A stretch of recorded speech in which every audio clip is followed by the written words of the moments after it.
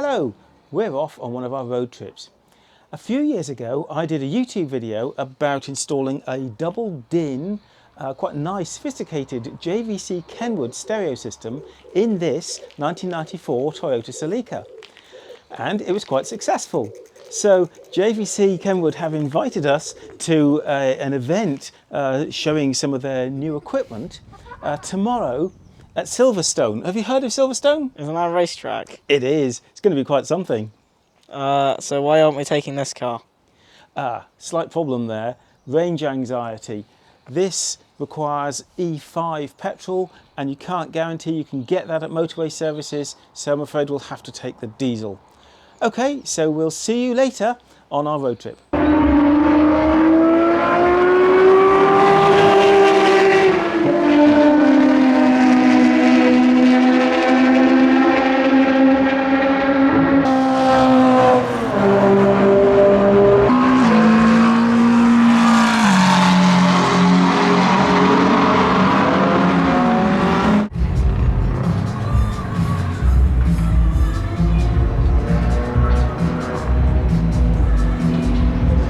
Right, we've most certainly arrived at Silverstone.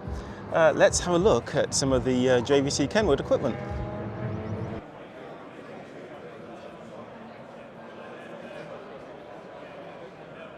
Hi, I'm Keith from Kenwood. Right, I'm Colin from Video 99. About 5 years ago now, I installed a JVC Kenwood DDX 4019 DAB in a 94 Toyota Celica actually.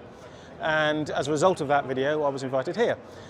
So I'd like to talk a little bit, if I can, about some of the advances that have happened in the last 5 years. Yep, definitely. And there's a double DIN. Slightly smaller screen than these. So 6.2, I think. Yeah, and only resistive screen, which clearly things have moved on since then. Definitely, yeah. The screen has all a little bit bigger now, a little bit brighter, and capacitive touch. So it's glass like an iPhone, sort of much better like touch. Everyone would know. And brightness was really a key thing. That one just wasn't bright enough. That's it, definitely. The resolution, they are RGB screens, so absolutely fantastic looking. Very much like a handheld iPhone or that sort of thing that we've all come. And another thing on that one was, it had certain connectivity with your phone, provided it was plugged in, which is inconvenient, right? So I see now it's wired and wireless connection to. So it's all moved towards either Android Auto or CarPlay, and then to get that onto the screen, we're wired using the white phone cable, as it were, or wireless now. So with wireless, literally it's on Wi-Fi. And then this is where our products are slightly better than some of the competitors. All of our products have two aerials in for Wi-Fi, so they've got both networks. A bit like your home network, you have a fast and a slow. So it has both networks in, which means it's a really strong and stable connection. So why would you want that? If it's in a bigger vehicle like a motorhome or an RV, or if you pull up at a gate and you want to get out and go press the buzzer, or you run in the shed to get something, or that kind of thing. If you move away from the vehicle, you won't drop connection and it will stay. So there is that. So it says Wi-Fi, it's not Bluetooth? It's both. It uses Wi-Fi and Bluetooth, but the data is done on Wi-Fi. So, and that enables you to use all of the apps and at full speed. So you don't lose anything. Something that happened on my original car stereo then was that Spotify pulled that app. And that killed, I think it wasn't just JVC Kenwood, was it? It was other brands as well. Yeah. So now with Android Auto platform, which is a bit more open, or Apple CarPlay, Apple's own platform, the app developers support the platform and all the apps are on there. So it's all shifted onto that. And that's kind of where it is. You will find they are a lot more stable because of the volume of users, and those platforms are right the way across motor manufacturers and so there's no chance of them ever dropping support for that at all. We also have, on some of our wireless mirroring models, we have an app. There is our own app that enables you to wirelessly mirror your whole phone screen onto the screen. So whatever you've got on there will show. So that's quite a strong feature from Kenwood. And is again that something that can't be dropped? It wouldn't go out of... No, it's our app, so whatever is on your phone using our app... You'll continue to update that? Supporting our product, yeah. Right. So that's a really strong feature. However, I did notice, I was playing with one of these earlier, that it did seem to have Spotify on the screen. So how is that possible? That would have been on the wireless CarPlay model over there. Okay. So I'll show you that by all means. I mean, we can move across. So with CarPlay as well, a lot of people think CarPlay is CarPlay. And it's a bit like saying Windows is Windows. You know, all computers are different. And with the higher end CarPlays, they are much better. Faster loading, faster reacting, better sound quality. When you're moving through, they sweep a lot clearer through the GUI, and of course just the brightness and the definition. So you see some other brands or some cheaper stuff or stuff that's not even licensed sometimes that's emulated. What's the hazard with unlicensed applications? All the hazards. Who knows? So again, you could lose compatibility one day. Could lose compatibility, could interfere with your car systems, could catch fire, could drain your battery. Yes. Yeah. Okay. Probably won't be crash tested. Standby power is a real concern, isn't it? Yeah. Crash tested, not necessarily securely mounted. There's all sort of that kind of thing. Right. And it has to be said, there was another failing of that old stereo was that clearly the processor in it was on the very edge of being powerful enough to do the job it was being asked to do. That's it. And software updates can take you so far, but that's the other thing. As things are leaping forward, there's so much stuff on these. They really are a box of tricks. Right. And this has got a USB input. Oh, I see. It's for charging. So can it take a USB device as well? Yes. And play back from that? Yeah, you can. Now, on that old one, any video you wanted to play was the formats it would take were very restricted.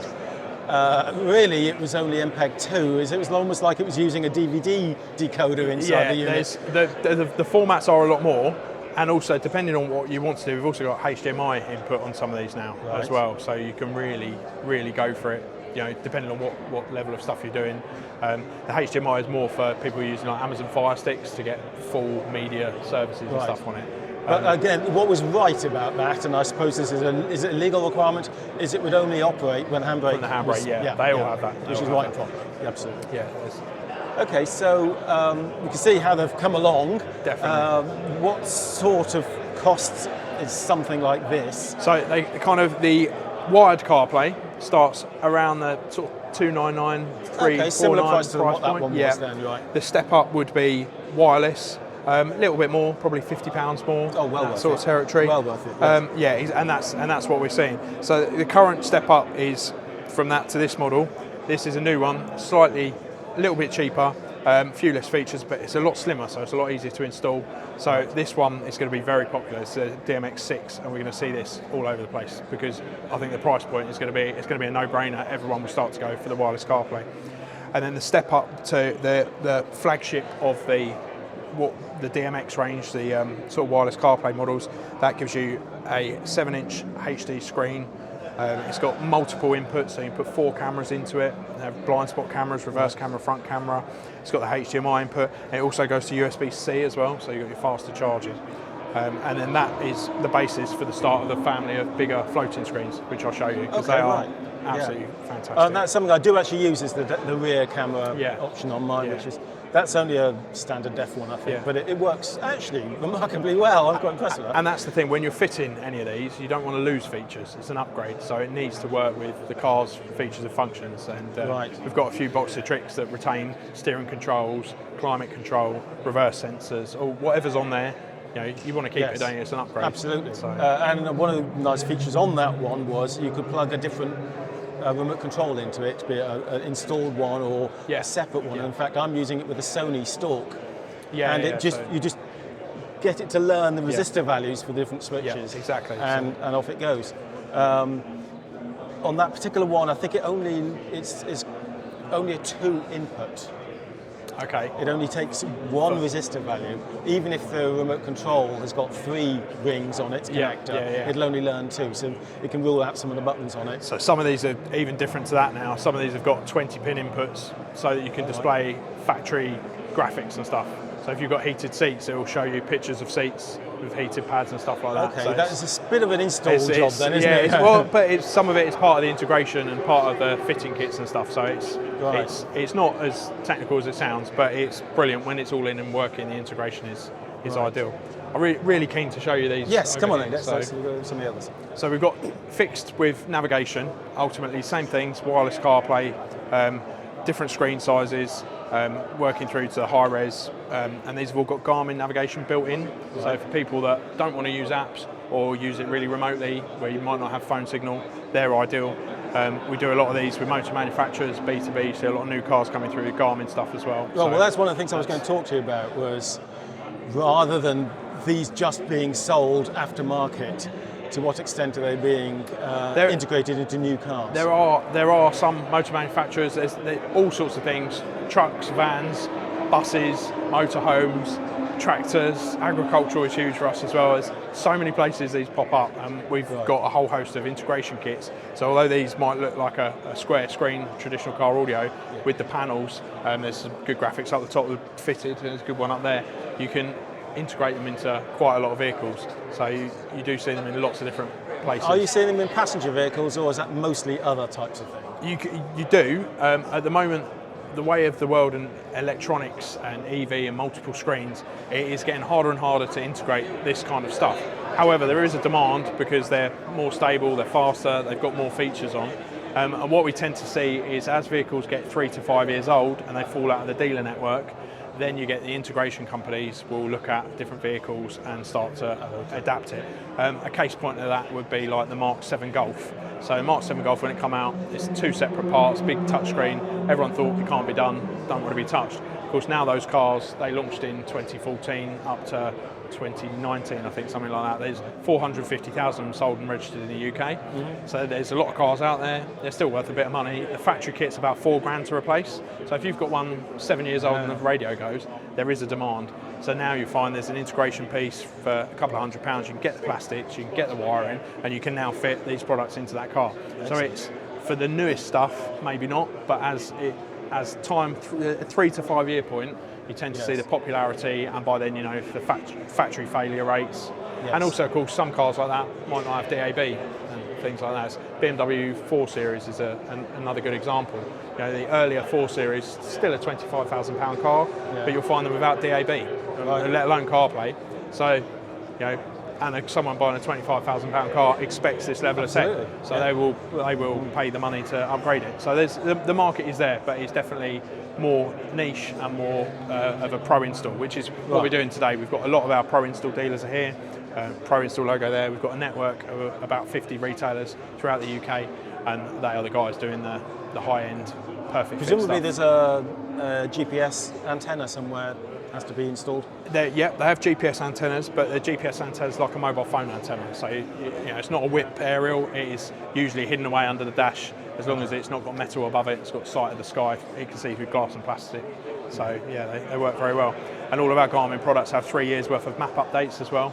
So you know they're updatable from the point of purchase for 3 years. So and presumably after that as well. You can still exactly. But like it's just guaranteed that the maps will be. And what sort of prices are these? These run up to the flagship ones are around £1,000 price point. Right. But that's got a massive spec and a lot of system stuff. You see those in a lot of Bentleys because of the screen, and there's a very nice kit. They're very, very popular bit of kit. But yeah, so are they all? They say Mechless, so I mean, mine's still got a CD. No CD, or DVD. No CD or DVD drive. Are there any machines still sold of that? Or is it? So that is the only one actually, at the top of the shop. Right. Look at that, a bit of motorisation as well. Everyone loves a gadget. So you CD, DVD, and SD as well in there. So that, so that's ideal for that sort of thing. It's really only fairly few people who would require that, isn't it? So it's still there. Everyone seems to love a CD though, don't they? Still do. And then across here, so this is the sort of the main flagship unit that we're launching today. This is really key for us. We've had units like this before, the 10.1 inch screen, wireless CarPlay. This one's got built-in navigation for motorhome, so it's got heights and weights and campsites built into it. So these are really popular in your big RVs, but it's in a double din. The larger chassis is a double din. So for us, not a new market, but new for us to enter is the single din. So we've got 2 units coming. This one, I haven't got a sample of, it's just a picture, but that's going to be a 9-inch screen. And then this one, the real hero of today, top of the shop, single din. So lots of fitment opportunities, but also on an umbilical cord, and we can get there's a 1.5 metre extra cable, so you could hide that away and install that. So there's vehicles that you can't fit a radio at all in, but you can now get a screen into it. and this is an absolute box of tricks. Our highest audio output. It's got optical output, so it's called Toslink, so very popular in home audio. Ideal in car because it's one cable rather than lots of RCAs. You don't get any interference both ways, so that won't pick up any interference, but also in EV and things like that. There's obviously cable systems are very important. So system integration with the optical cable is very big because at the moment a lot of amp and speaker manufacturers are doing DSP amps, so you've got a digital processor in the amp and it's optical. And so this is the first aftermarket unit with optical output. So rather than adapting the sound to optical, that is there. So it's exciting a lot of people. And of course it's paired with the 10.1 inch screen, which you can have on it as a traditional radio mated up. It doesn't have to be like this. Yeah, exactly like this. Wireless CarPlay, HD screen, absolutely, thing of beauty. And like I was saying earlier, this is where a fast, proper bit of kit. CarPlay is not just CarPlay. And that's where sort of Spotify. Yes, this has got Spotify. So almost however you listen to music, there is so many: Tidal, Stream, Spotify, your direct radio apps, KissCube, LBC. You name it. Global Player's a big one. BBC Sounds, Amazon Music, of And course, is there any iTunes. risk of those being lost? in the No, future? because the user levels of them and the fact that the CarPlay platform is supported by motor manufacturers, that will not go. This unit also does split screen on the CarPlay as well. And we were talking about cameras earlier. I don't know which one. So this one, we do HD camera. So that's a HD camera into. You can put up to 4 cameras into this. So you can have blind spot cameras, front and rear, or a front dash cam. And what sort of price is that? So this one around £1,000. Yeah. So and then with the Motorhome nav, it's a little bit more because of the Garmin in it. But yeah, this real market exciter. This is the beast. And for people who don't want something quite so extravagant, you still do. We still do. Yeah. Yeah. You'd be amazed the amount of places that you can find these single DINs. From just your basic Bluetooth model, it's literally USB on the front. You can plug a phone in or Bluetooth, and it's a radio tuner. Through to again ones that have got audio output. We do still have CD in these as well. Oh right, yeah. So that would be the base model, would it? Yes. What sort of cost is that? £60-70. Really? So Really? sort of. These are still. There is still quite a market of first car kind of guy. Absolutely. A lot of these, I'm sure, are for people that when they're selling a car and they need a quick radio, that comes to this territory. Well, I've got something from Sony, similar sort of thing to that, in my 1972 Hillman Avenger. Well, there we go. So you would probably be looking to upgrade that, I'd imagine, to a premium brand like Kenwood. So there's all that sort of thing. But also single DIN, lots of leisure vehicles, golf buggies, the Polaris sort of things you see on farms and stuff like that. And talking of farms, agricultural. Every tractor still has a single DIN in it. So we sell a lot of these into all the tractor manufacturers and tractor world. And there's still plenty of classic cars who will take them. There is. So it's still what we do, isn't it? But this is the thing, when I say to someone I sell car radios, they definitely imagine this, not that. Right, yeah. And when you've got that with the full integration, it's quite a piece. Yeah. So, and even these, I mean, so you've got DAB Plus. Well, DAB Plus is a given, isn't it? If it's DAB, it's got to be DAB Plus, because otherwise it doesn't work. But Alexa built in, so how does that work? So the Alexa feature, we've got it on a few of our units like that as well. The amount of integration that you can do with Alexa, as we all know, I've done a video actually on it, but you can do things like gate opening, garage door opening, turn your lights on when you get home. Obviously ask the weather, set your plans, check traffic. The amount of add stuff to your shopping whilst you're driving. We need baked beans. The amount of things that you can do for Alexa, and that is just on one push button. If you've got the Alexa app on your phone, tap a button and Alexa kicks in, a bit like you would have Siri for CarPlay. For people that are fully adopted of Alexa, it is amazing. Brilliant. And what's the cheapest one that supports that? Retail around £100, £110. Not at all. That's quite good. And what would you do? How would you, for example, I'm going to take an example here of a car we drove up in, which is a 2010 Vauxhall Insignia. Yeah. What could you do for a car like that? So with that, we in the UK, through our Pro Install network, we distribute a company called ACV, who are a German company that make integration pieces. So in your Insignia, you've got that big wide factory stereo. That whole thing would come out. We might even have something on display. Yeah, should we have can a look? walk over. Should we Scott, have a should we go pan? that way? ACV are a German company. They make fitting kits, integration pieces, things that basically retain all your stalk adapter, your steering controls, your reverse camera. When you fit a radio, you take the factory radio out, there's a lot of things you can lose, like you were saying, your reverse camera, and no one wants to lose anything. And in this day and age, obviously, it's lots to do, lots to retain. Some of the plastics can be quite complex, like this Ford Transit. But you think how many Ford Transits there are. It's a very popular upgrade.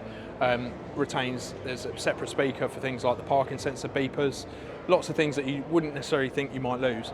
So with all of this kind of kit, these are all distributed through our Pro Install network, so you can go in and get a Kenwood ACV fitting kit and get ultimately the perfect experience and get it fitted.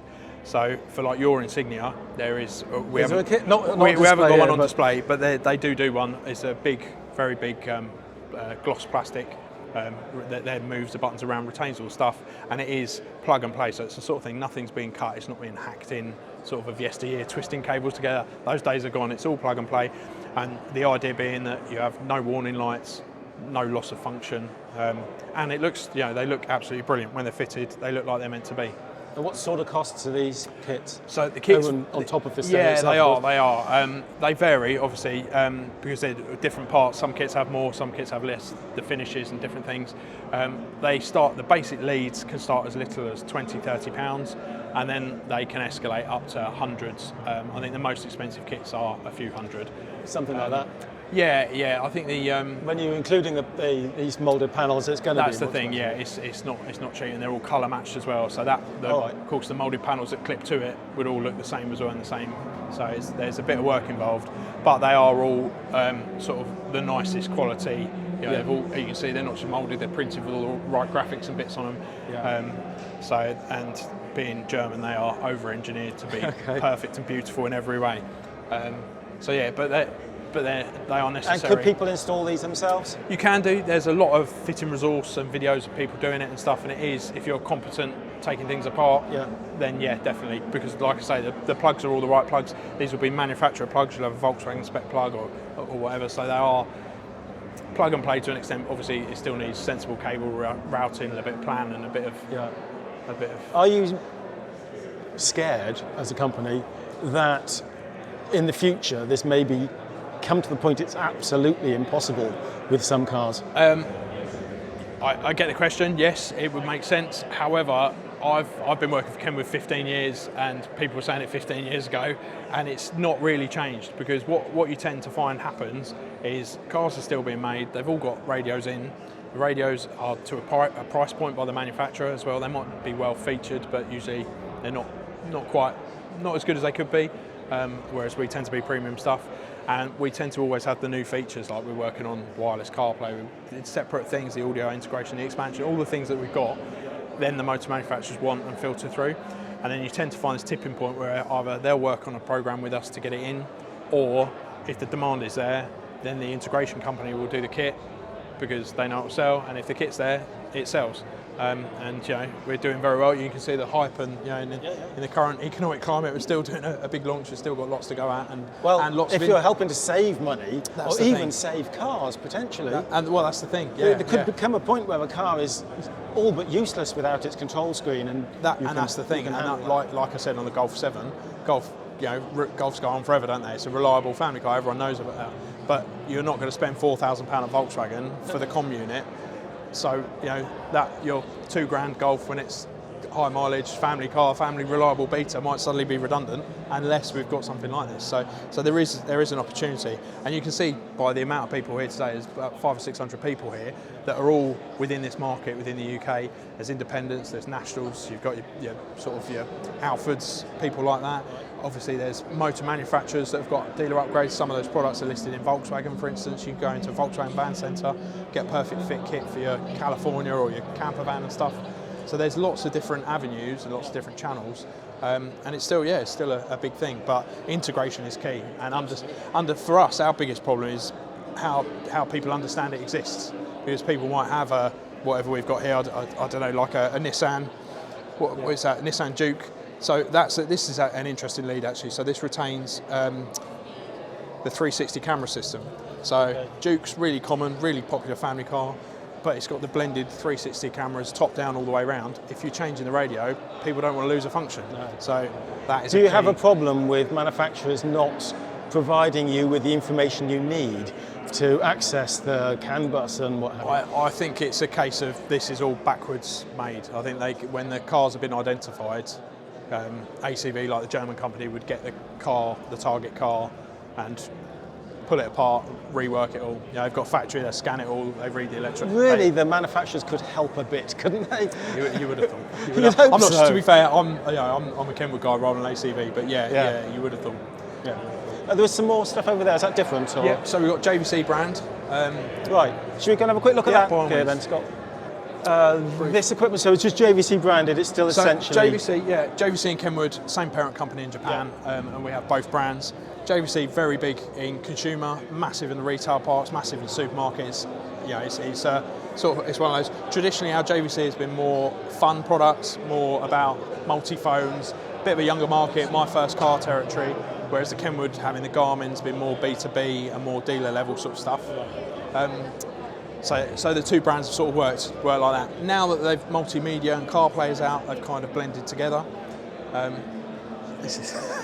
Sorry. So now that we've got CarPlay, they've kind of blended together. So obviously they sit in the same sort Are they of markets. manufactured at the same place? They are. There's a lot of similar models, but not always the same. So there's some like the flagships we haven't got there, and there's a few that are more entertainment based, and we've got a 9-inch floating screen coming here as well. So it's definitely they both work, and they're both out in their channels. So. Okay, thanks very much indeed. Lovely. Cheers for your time. Thank you.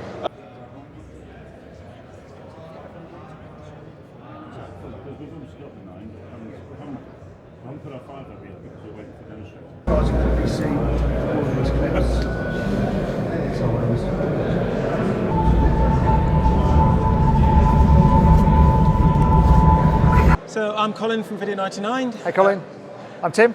I do. So you're the expert on projectors and Projectors and home audio. Home audio. Yeah. Okay. And we've had a quick look at some of these projectors just now. Yes. Now, can I ask a little bit about what's the sort of market, why 8K, Okay. and what screen size could that project to, and how careful do you have to be with lighting levels in the room and that sort of thing? Yeah. Okay. So if we take this model here, this is our flagship projector that you saw in the demonstration earlier. So this is native 4K. So it has a full native 4K resolution, but we use pixel shifting technology, which basically gives you a double image to go from 4K to 8K. So it's basically doing some trickery inside to upscale from 4K to 8K. Now, this projector you could probably use on a screen up to about 5 meters wide, which is pretty big. The screen we've got in there is about 3 meters wide. Right. So if you can imagine another meter either side, plus the additional height, that's a pretty big screen. And the bigger the screen you get, obviously resolution becomes really important. So jumping from 4K, which most TVs you see now are 4K, and they're kind of 65-inch, 100-inch. But if you're going up to something that's 200-inch, obviously additional resolution is a real benefit. So that's why 8K is important as you go into so the that higher interpolated projectors. extra, Yes. presumably you put 4K in, it interpolates up to 8K. Yes, yeah. Or if you have a native 8K source, It will take it. It will take an 8K source and display 8K resolution. But there's not much use for that at the moment. No. Unless you may be in some sort of commercial environment where you've got some 8K footage that's recorded on Yes, a red camera or something, Yeah, and then you might want to. Yeah, and actually, as well as the home theatre environment, we have a professional range of projectors, which are used quite often by movie studios, post-production, master editing. So actually having that additional resolution is really important for those guys. Presumably it is 60 frames per second, progressive video. Can it go higher? Yep, so these will support 4K 120 progressive or 8K 60 progressive. That's What was the? Do you know what the frame rate was? What we were watching that there? would have been 4K 60. Because yeah. I did see in the background where it was panning on some of the shots, it sort of judded a bit. Yeah. Which is just because it's 60, isn't it? Yeah. So most of the content that you get is going to be 60 frames per second. It's only really when you go up to gaming where it's now 4K 120, obviously for the enhanced speed and lower latency. But most of the content you're going to see, from a movie, or if it's coming from a movie server or streaming, a lot of that is going to be 60 frames. So yeah, and you're always going to get a certain amount of judder with especially with panning shots and stuff like that. You tend to see it more. And what kind of room would you expect to set that up in? Because of course you're really struggling with ambient light, aren't you? Yeah. It ruins the black levels quite apart from it takes the whole brightness down. So most of these, the higher end projectors, they're going into what I would class as high-end residential dedicated cinema rooms. So they have light treatments, they have acoustic treatments, obviously lots of soft furnishings to kind of deaden the sound. So that, they're not extreme high brightness. They're not extreme high brightness projectors. This one is 3,300 lumens brightness. Right. So is this one. But they're a different beast. They're a different animal. I can see by the size of them. Yeah. So this is a 3-chip product using our own DLA technology. This is a single chip DLP product, which is a bit more. So does that have a colour wheel? Yes. Right. Yeah. Now, it's worth mentioning, if, like me and my son here, you have short persistence of vision and you can see Rainbow flicker. effects. Oh. Yeah, I can see it. Yeah. I can see it. Some people can't see it. Yeah. But for those who can, if you move your head, it breaks up into the colours. Yes. Yeah. Right. So that's basically one of the big differences in the technology we're using here is that we have 3 separate chips. One for red, one for green, one for blue. Right. So we don't need a colour wheel to What's produce the that colour. cheapest Yeah. unit you have that doesn't have a colour wheel? Okay. Cheapest, we don't use that term. We use best value. Yes. So that would be our NZ500. Right. So the retail on that is £6,500. So considerably, 20 grand plus cheaper than the NZ900. And I say that's native 4K. So Still native 4K. This one doesn't do 8K pixel shifting or upscaling. You're also losing brightness on this, so it's 2,000 lumens. So what screen size would you be good Probably for? where we're in there, which is kind of 3.5 meters, is probably where you're going to max out. Once you go bigger than that, you really you don't really have the brightness to give you, HDR and deep blacks. That's where you need to kind of step up through the range. Speaking of deep blacks, even on that one, I could see a certain greyness in the blacks, or it might have been due to ambient light or something. But was I seeing things, or is it not too black? It's quite possibly the blackest projector in the world.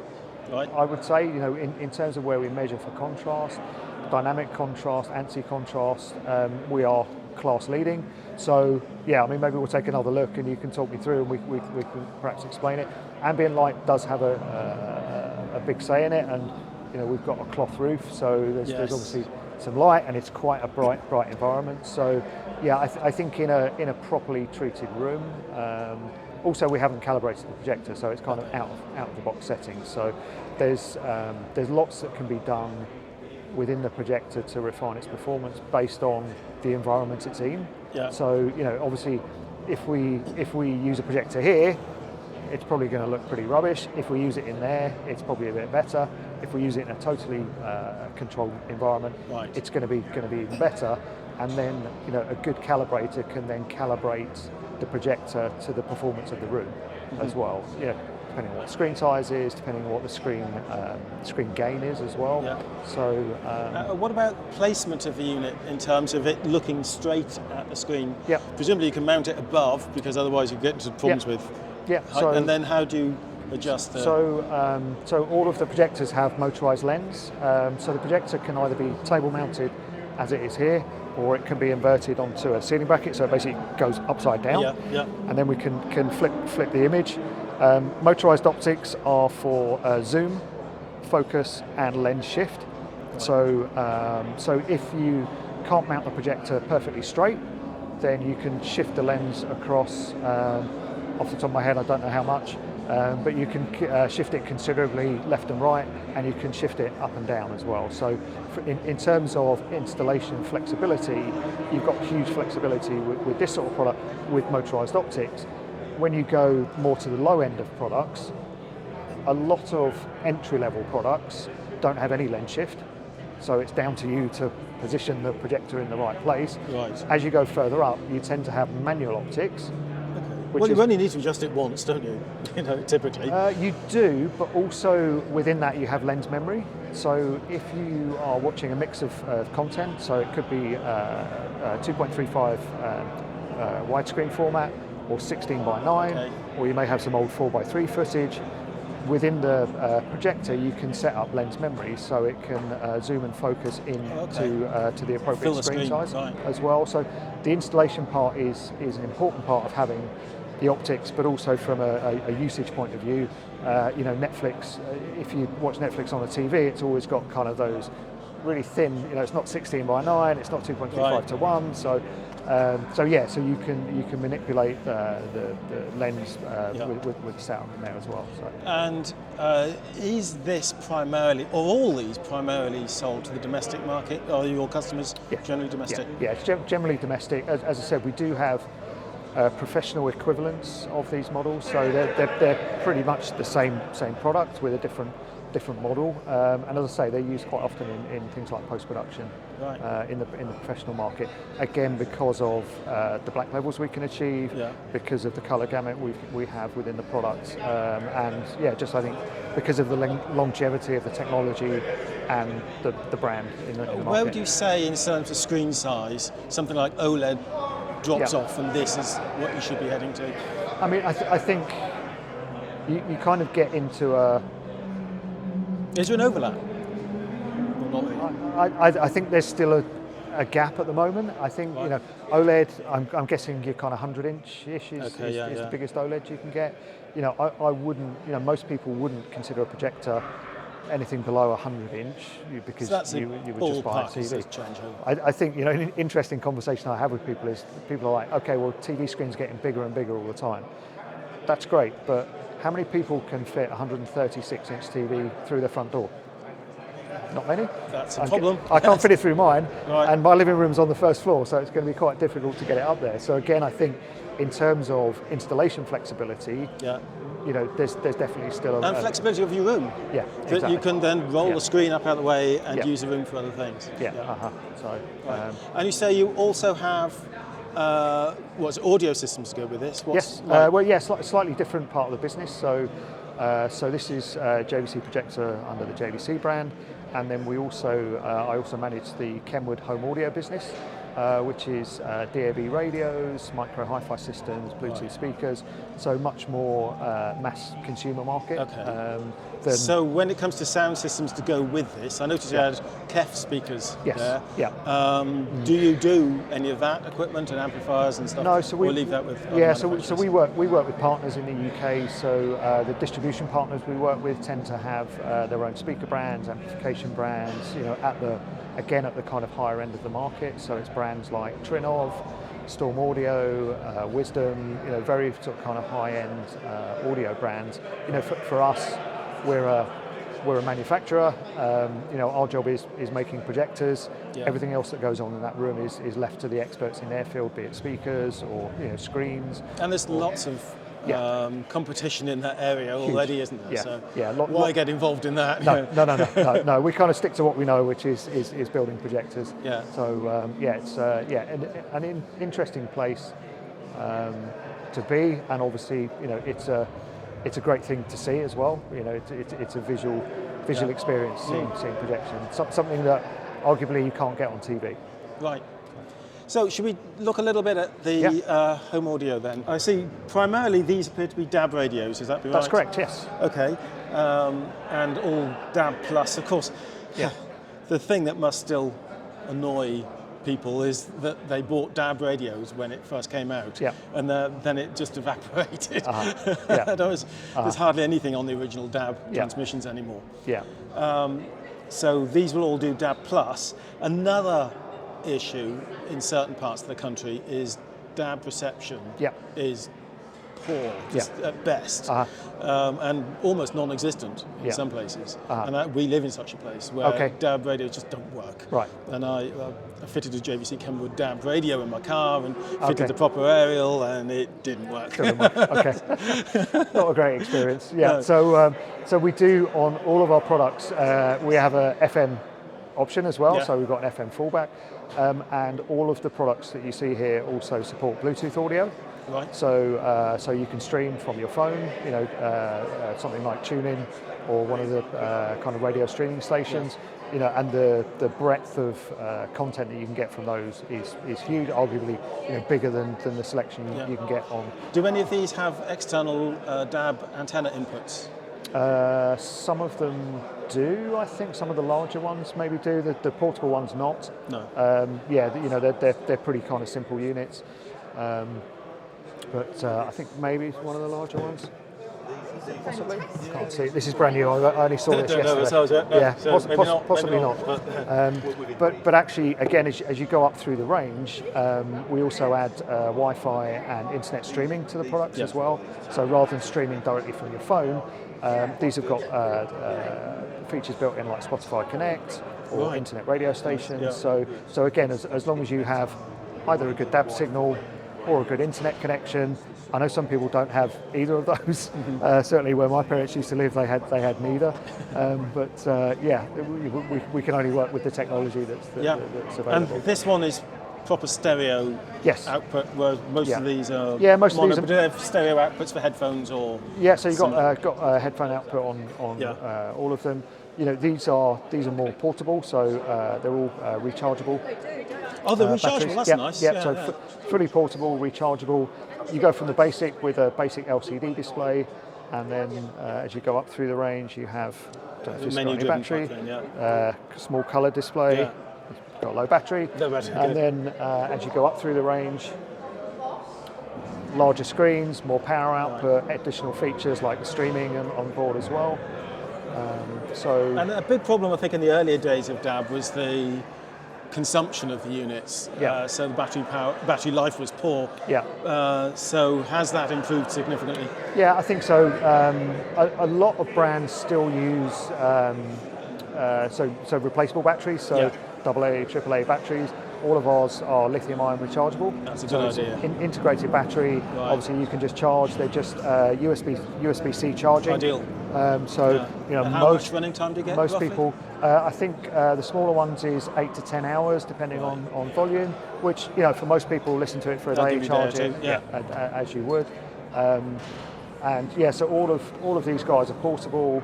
This one is mains only, obviously because it's a bit more powerful, so it's 30-watt amplifier. Is it really? Yeah. Obviously powering something like that is it's a bit not more on power. battery. Yeah. So these are all kind of similar and just a bit more power. And then we have these are coming in later this year. Some new Bluetooth speakers. So these don't have a radio tuner. Don't have streaming. It's literally just pair it with your phone. Take it to the beach. For a lot of people, that's what they need. People like flashing lights and all of that kind of stuff. So you can do light shows to music. Is that mono though? So, but again, it kind of it fills a space in the market. From something like this, and then we've got the smaller guys over here. So this is tiny. Kind of really small. Again, if someone's just kind of listening out and about, you see certainly around my way, a lot of kids have these kind of attached to their backpacks and stuff like that when they're back. It's going to sound an awful lot better than the phone. Yeah, exactly. And quite annoying as well when kids are walking around with their music on. But so the Bluetooth speaker area is quite new for us. We're just sort of entering into that this year. The radios we've done for about 6 or 7 years, so kind of constantly updating and refining the range to add additional features as they become available. It's a strong market. People like to listen to the radio, be it music or talk or chat. There's lots of different options. Something's buzzing away there. Again, it's good. And do you find that there's a lot of competition from sort of cheap Chinese manufacturers Yes. here.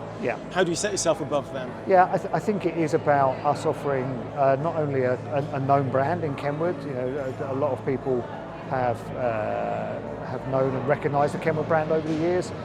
So I think that's the important part to it. I think it also gives people security that if there's an issue with a product, they have someone based in the UK that they can deal with, and also adding additional features. So as I say, a lot of the competition in this area of the market uses standard batteries, AA's, AAA's, whereas we're kind of pushing it on. Right. A lot of products in this price bracket don't offer Bluetooth streaming, so we've added Bluetooth streaming again. You know, if you can't get DAB, you can stream from your phone. So yeah, I think adding value, and as part of a larger corporation, that enables us. Something's running out of Something's battery, beeping. or something's beeping. And as part of a larger global corporation, that enables us to have strong buying power in the market for these sort of products. Which a lot of the brands that perhaps you're finding on Amazon, who knows where they're coming from, right? Right. Can I very briefly ask you, because I haven't talked to anyone else about this, about the relationship between what two brands, JVC and Kenwood, how they came to be? That's probably not the question for me, because I joined 9 months ago. Okay. And there's most of the guys that work in the business have been around for about 30 years. Right. So they actually went through the merger, which I think, from memory, was kind of 14, 15 years ago. Right. I think it went a bit under the radar. People didn't know about it, I think. Yeah, It wasn't like they did a big, thing in the press or anything to say that we've merged. People just didn't know and just thought, oh, well, I recognise JVC and I recognise Kenwood. So I can't help you on that one. It's not my... okay, I'll find someone who... interest. Yeah. Cool. All right, thank you very much indeed for your time. No worries. Cheers. Yeah, thanks for your time. Hello, I'm Colin from Video 99. Hi, I'm Stephen Edwards from Kenwood, and I'm the UK and Ireland Technical Support Manager. Right, nice to meet you. And now we're looking at communications here. This is not especially my expertise, but I see we start here with some PMR 446. So, I mean, you can buy little handheld things from That's something anywhere which that we covers have that. a large range of these different types. Probably the most successful for Kenwood are the semi-pro versions, Right. which this is designed for someone who's not quite a professional user. In other words, they don't want a licensed radio, but they want the robustness and the capabilities of a radio. Simple things like easily be able to change channel here, whereas on these type of radios, it's a button push and you can navigate. So with this, channel 1, channel 2, channel 3. So perhaps the security of a shop or something like that might like that? The big supermarkets are our main customer for these, and you'll see a lot of these in those sort of places, and also behind in distribution. So that's commonly used, and since they comply with PMR 446, they're going to have the amount of channels you're allowed and sub-channels. Yes, that's all specified in the standard. Right. There's also a digital version of that, and these are actually digital radios, but they'll do analog as well. They'll share both. Right. So by digital, that just means that people can't eavesdrop on your conversation. It's a different standard, and the idea with digital is that it gives you a lot clearer communication, and it also goes about 30% further. Okay. Because it's digital and because of some technical things due to the bandwidth. It reduces noise and increases range. But there's nothing to stop anybody else listening in on the conversation if they know where to look. Absolutely not. No. Part of the standard is that there isn't any secure encryption on it. Okay. So people can listen into it. But given that there are so many of these around, if you listen for 446, you'll find all of the channels are busy all of the time in a built-up area. Can they scan and look for transmissions? Yeah. You're not going to hear anything very interesting on it. But yes, if you want to listen to it, please enjoy. Yes. Okay. So they're unlicensed because that PMR 446 actually a European-wide format, isn't it? It's officially known as license exempt. Right. So basically you don't require a license on that. For anything you transmit within the UK, or in fact in Europe, you need to have a license, or it complies with one of the exceptions. Right. So that's the same for the radio mics we're using here. Yeah. They're all in that exempt, and even Wi-Fi, because your Wi-Fi is a transmitter. Of course. And therefore that's exempt. That's why you can't buy one from America and bring here different frequencies. And indeed, their walkie-talkies in America are different. Absolutely. More powerful, I think, aren't they? Yeah, and there's very good reasons for that because it interferes with other services. You may interfere with emergency services, you may interfere with data systems for hospitals. You don't know what else is using those frequencies. And of course, if you do that, you'll be interfered with as well. Yes. So they won't Goes actually both work ways. as well as they should.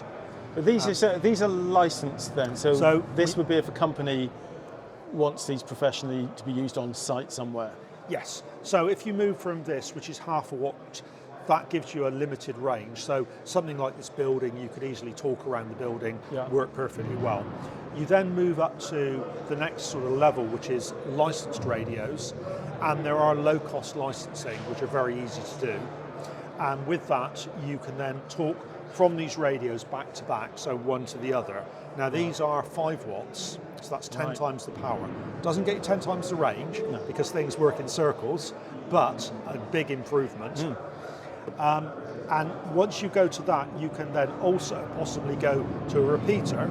So it's now you're transmitting from that to a high spot in your area, and that to the other side. So you're only actually doing half the trip. Yes. The repeater then does the other half of the trip. So you might set that centrally on your site. Yes, yes. Well, if we look at this, we're at Silverstone. On this particular site, there are a number of these on 2 locations, and that covers the whole site, the whole track, everything. Okay. So although they're Motorola radios, the infrastructure is Kenwood. Okay. So, and that's the other Kenwood repeater there. So we have a number of repeaters, of which these 2. This particular one is what's called simulcast, which means you run multiple repeaters on the same frequency, and it looks like one big repeater. Okay. Which is it's why got a it's used network here. cable, I see. Why is that? Everything we have is networked. Right. So this connects via network to a computer, which is a dispatch position. I can also go in and I can look at what's going on that over a network.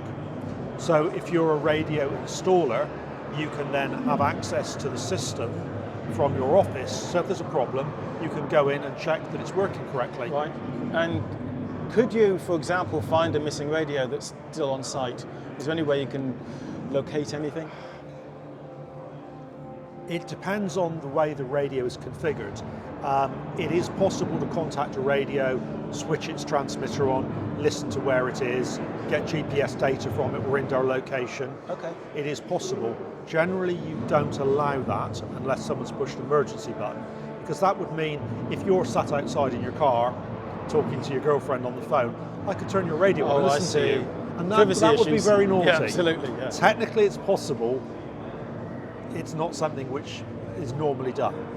Normally, if you do that, if you push the emergency button, so if we were to push the emergency button here, trigger an emergency, I can then cause the radio to transmit, listen to what you've got to say. Okay. So if your radio goes into emergency because it's gone into man down location, so you've fallen over and broken your leg and your radio shot off down there, it will go into emergency, it will let you know, and you can then, the other end can then switch it on and listen to what you've got to say. Okay.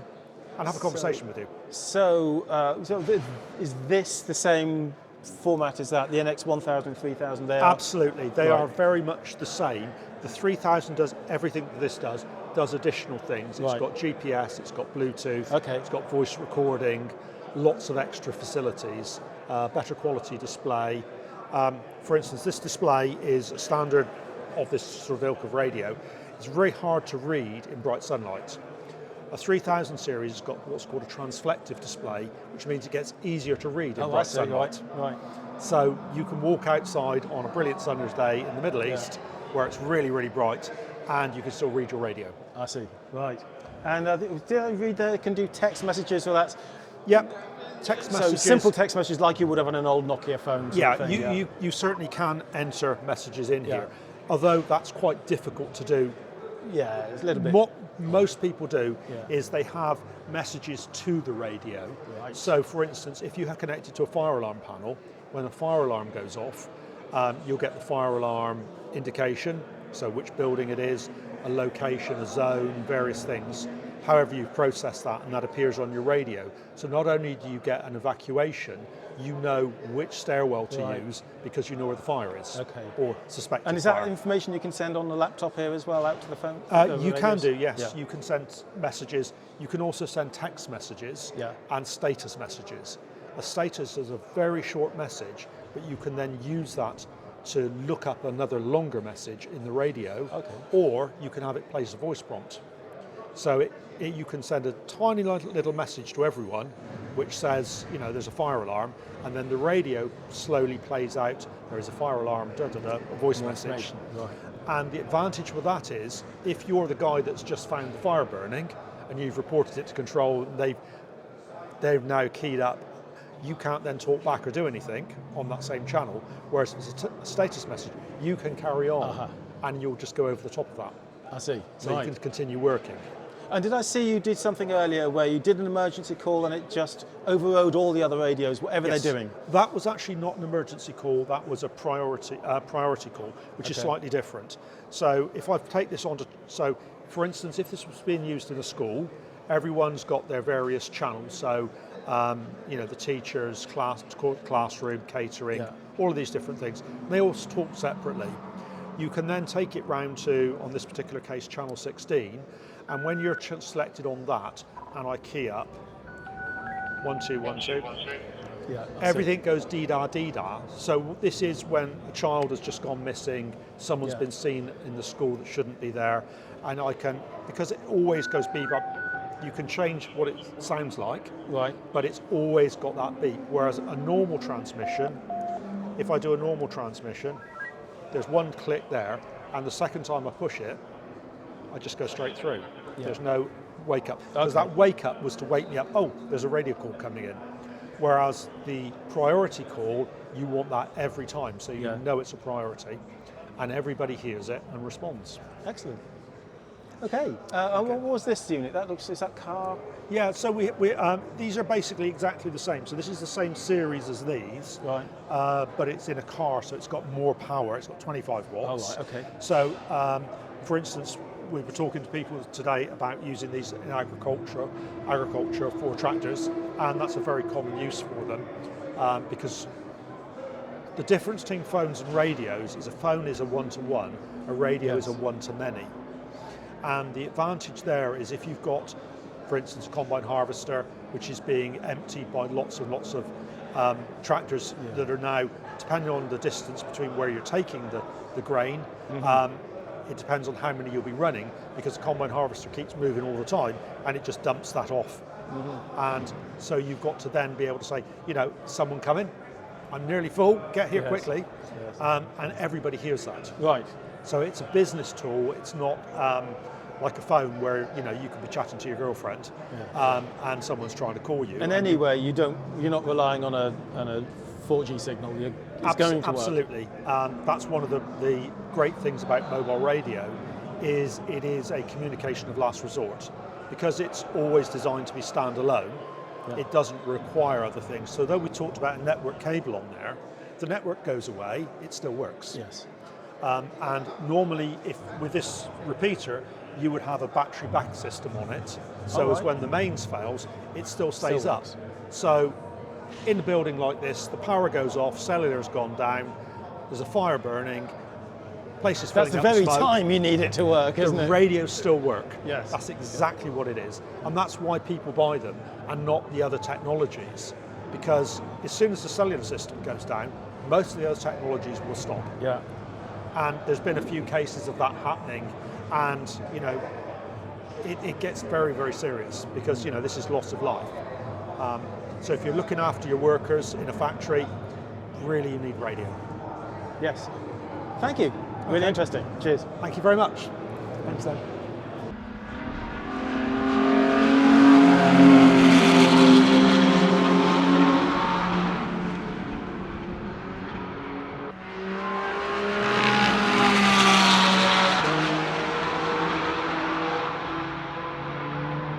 We had a pretty good day at Silverstone at the JVC Kenwood event. But what did we look at? A couple of things we glossed over. The car speakers and amplifier section, and also headphones. But those are kind of hard to cover on YouTube. They are kind of, yes. What did you find? What was the most exciting thing for you? What did you enjoy most? Probably looking at the cars on the racetrack. Yeah, I must admit that was good fun. Right, we'll do plenty more content on audio and video technology in the near future. Bye for now.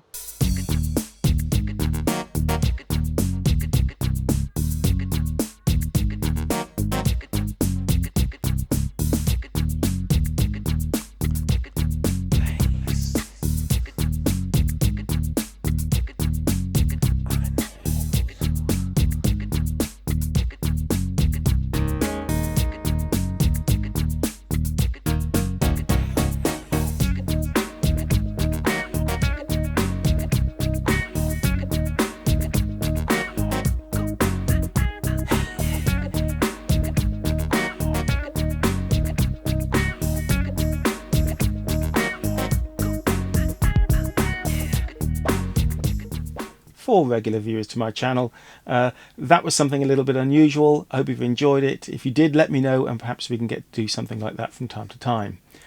For newcomers to this place, perhaps you'd like to subscribe. I'm very often here in the workshop or sometimes downstairs in my studio messing about with all kinds of very rare and interesting audio and video equipment. So perhaps that might be of interest to you.